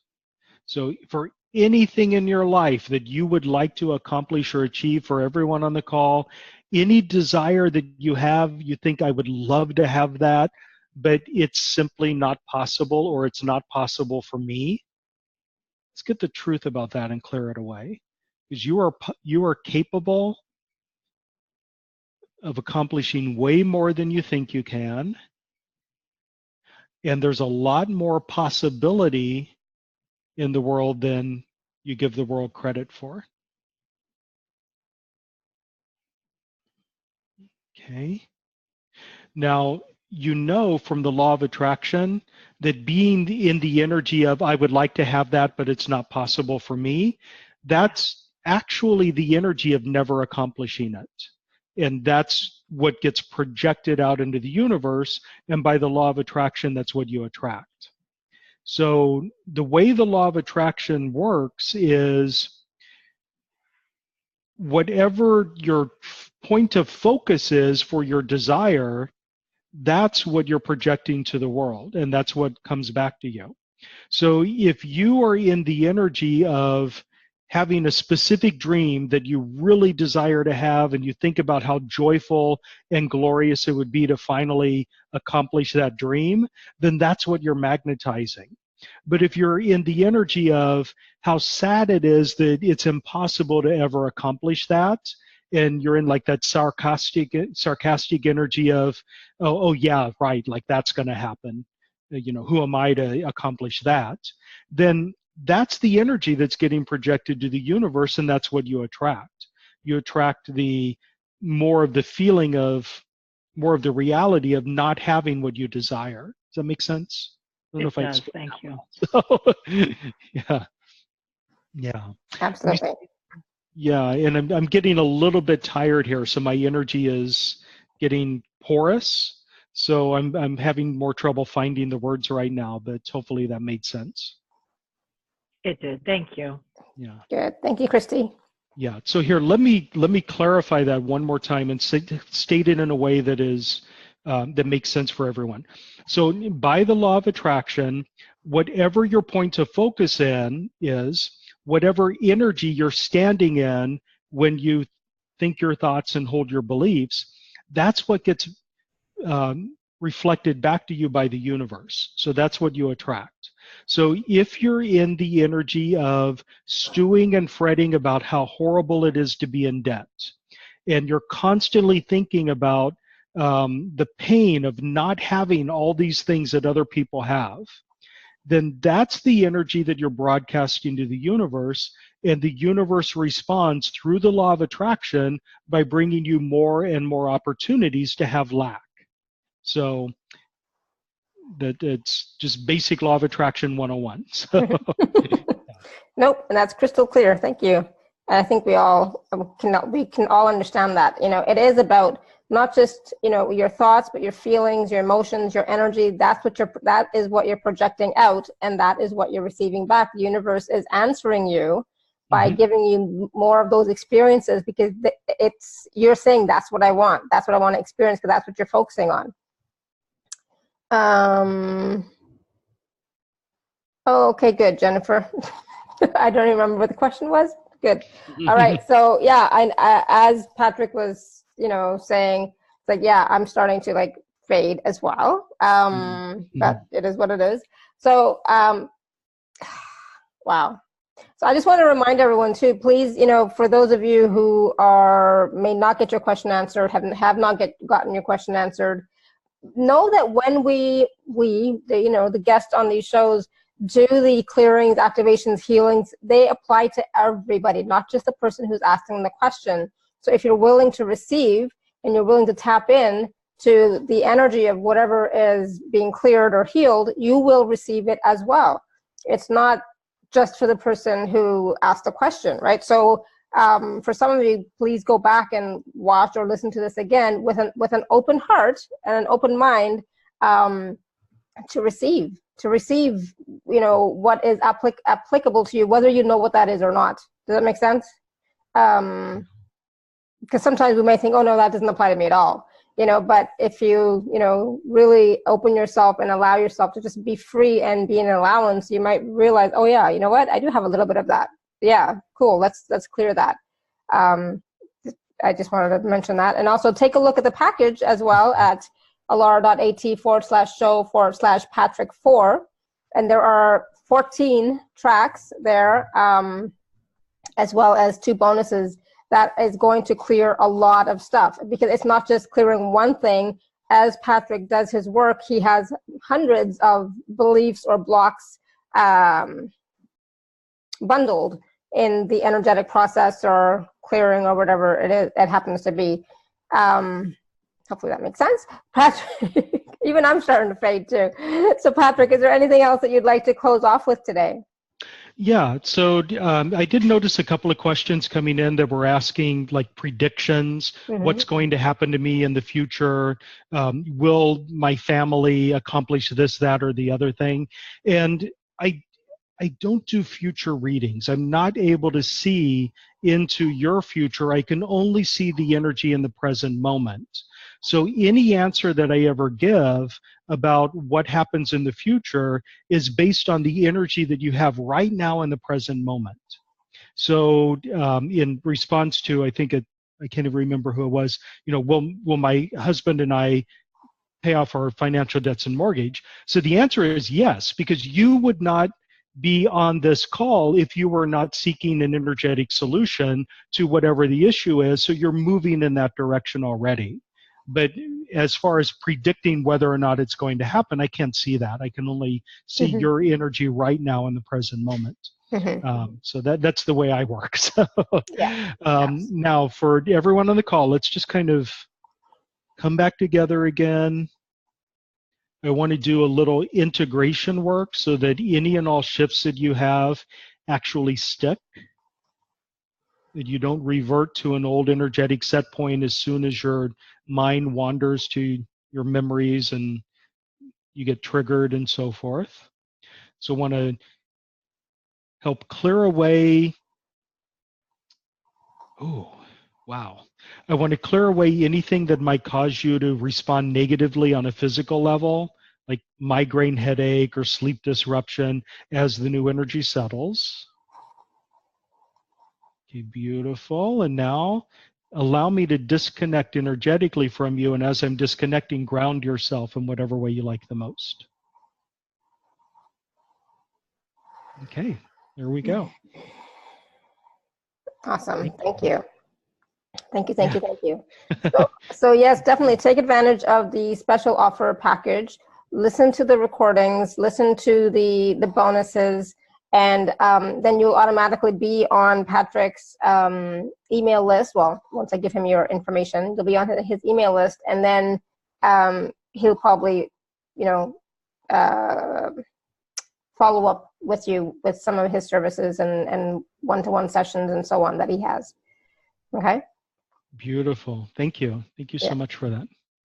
All right. So thank you so much, everyone. This has been wonderful. So I can't believe everybody that stayed on the call. Most people stayed on the call for the whole thing, which is amazing. So thank you. That's just that's a testament to you, Patrick, to your work. Yeah, even when I disappeared for 5 minutes. We were out here waiting patiently. He'll come back. He has to come back. He'll come back. Thank you. Yeah. All right. So thank you, everyone, for your questions and comments and feedback. I'm sorry we didn't get to everybody. Obviously, we'll have Patrick back again. But yeah, this is wonderful. So thank you. And thank you again, Patrick. So I just so love working with you. And it's always such a pleasure talking to you. I wish you were here so we could go out for lunch again and go for dinner. I'm in talks with Giovanna about coming in October. So yeah. Awesome. I'll be here. Yay. Good. Awesome. I'm looking forward to it. For your birthday again. For my birthday. Yeah. I would love to come back and do a repeat of what we did a couple of years ago. Yeah. Awesome. Cool. Yeah, that would be so much fun. All right. Good. So I'll be in touch with you about that and something else that I have cooking. So we'll talk soon. But yeah, thank you so much, everyone. And we do have another show tomorrow. I was going to say happy Easter, but no, not quite. We still have another show tomorrow. So thank you. Until next time, may you be blessed with an abundance of joy, peace, love, happiness, prosperity, and radiant health, and so much ease and grace. Sending you all much love and blessings always. Bye for now. Bye-bye.